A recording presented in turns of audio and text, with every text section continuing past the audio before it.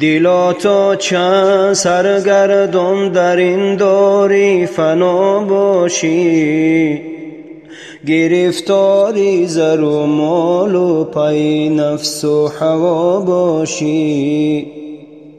نمیگویی که مرگ آمد، نمیگویی قیامت شد. مشو غره به عمری خود که یک شب تا صبا باشی. مشو غره به عمری خود که یک شب تا صبا باشی.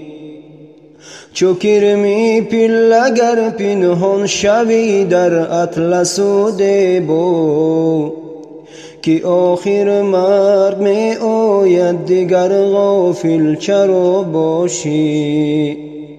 که آخر مرگ می آید دیگر غافل چرا باشی. مثال عنکبوت در تنت پوست از تو تار و پود، اگر قارون شوی از مال آخر مبتلا باشی. اگر قارون شوی از مال آخر مبتلا باشی.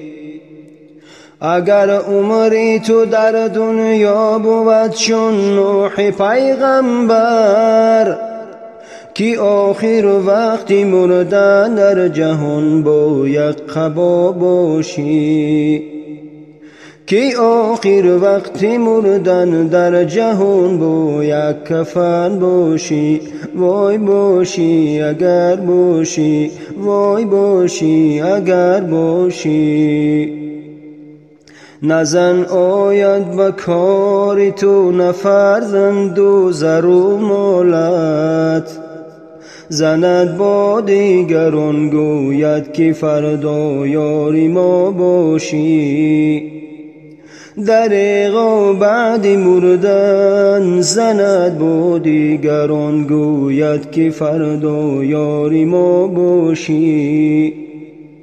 حسابی مال خود دایم کنی شب تا سحر آخر. نمیگویی که مرگ آید دیگر غافل چرا باشی.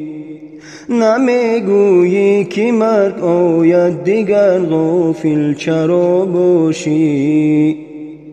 نه همدم باشد و نه یار و فرزند و نه غمخواری. درونی خانه تاریک نه همدم باشد و نه یار و فرزند و نه غمخواری. انیست کژدم و اقرب رفیقت مارها باشی. انیست کژدم و اقرب رفیقت مارها باشی. نداری طاقتی یک شب، نداری طاقتی یک شب تب و دردی سری یک روز. چگونه می توانی در جهنم سالها باشی. چگونه می توانی در جهنم سالها باشی.